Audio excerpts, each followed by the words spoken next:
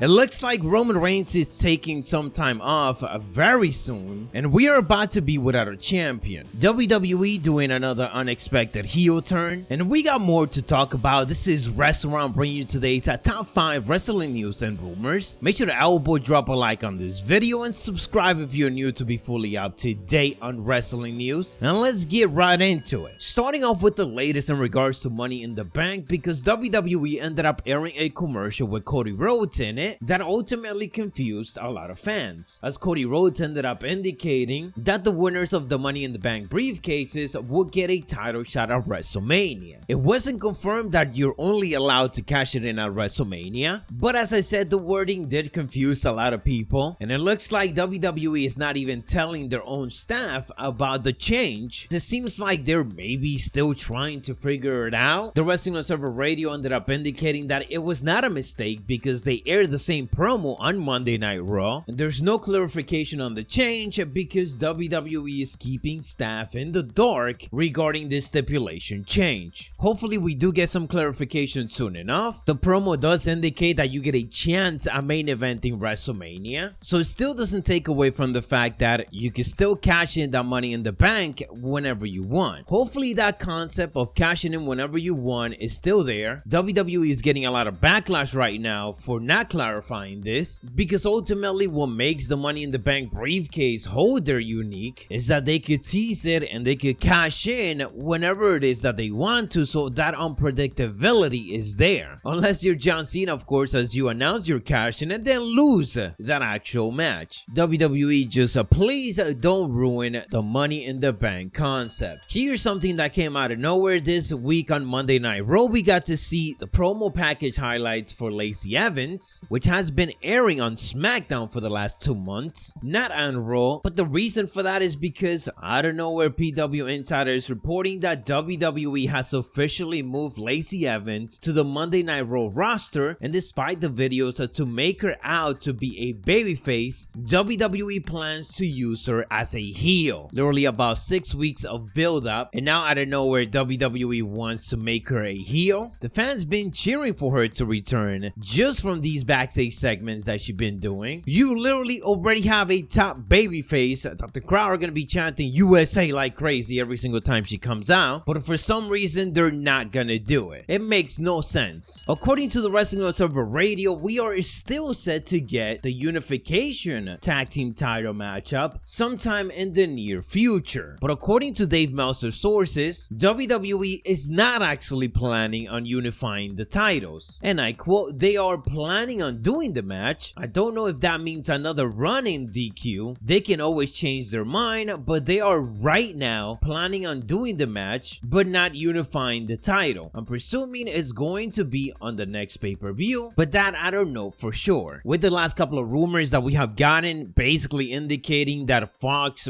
really want their roster to be separated. They want their own SmackDown roster, their own exclusive top superstars. Unifying the tag team titles is not really gonna help that situation out. Some big and unexpected news regarding Roman Reigns and his upcoming schedule. As Fightful indicate, based on the WWE website, Roman Reigns is not listed for any event in July or August of 2022, with the exception of Money in the Bank on July 2nd and SummerSlam on July 30 premium live events. So based on all of this, Roman Reigns is scheduled to miss 10 weeks of television, not just live events, with only making an appearance at the actual pay-per-views. It is likely that during those 2.5 months, Roman Reigns maybe is going to be filming a movie. He already teased that he is jumping into the next chapter of his life, and of course Hollywood is the next step. He also signed a brand new deal with WWE that requires him to work way less so that he could accomplish those Hollywood opportunities that he's getting. This is obviously a bit concerning because Roman Reigns has both titles right now. That means that both brands are going to be without a main champion for almost 3 months straight, with him still being advertised for Money in the Bank and SummerSlam. That could obviously change, and he might even get removed from that, but it looks like WWE is trying to fit it into to his schedule, which means that they're gonna have to build up those big Roman Reigns matches at this pay-per-view without Roman being there. So I'm expecting a lot of Paul Heyman and the Usos to fill in. One potential opponent that we could be seeing Roman Reigns face off against soon is Shinsuke Nakamura, as Ringside News ended up indicating, and they will be revisiting that matchup, but it is just there for them to kind of do as a filler, as they don't necessarily see Roman Reigns versus Shinsuke Nakamura to be a stadium show worthy. So I wouldn't be surprised if instead we get to see that matchup on a big episode of SmackDown, because clearly right now Roman Reigns is gonna be busy with Drew McIntyre for the next couple of pay-per-views, and maybe running it back with Brock Lesnar. I almost forgot, Brock is advertised for the Money in the Bank and also SummerSlam, so these stadium shows are gonna be packed. Who would you like to see Brock Lesnar face off against? Let me know down in the comments below. I'll catch you on the next one, so stay savage.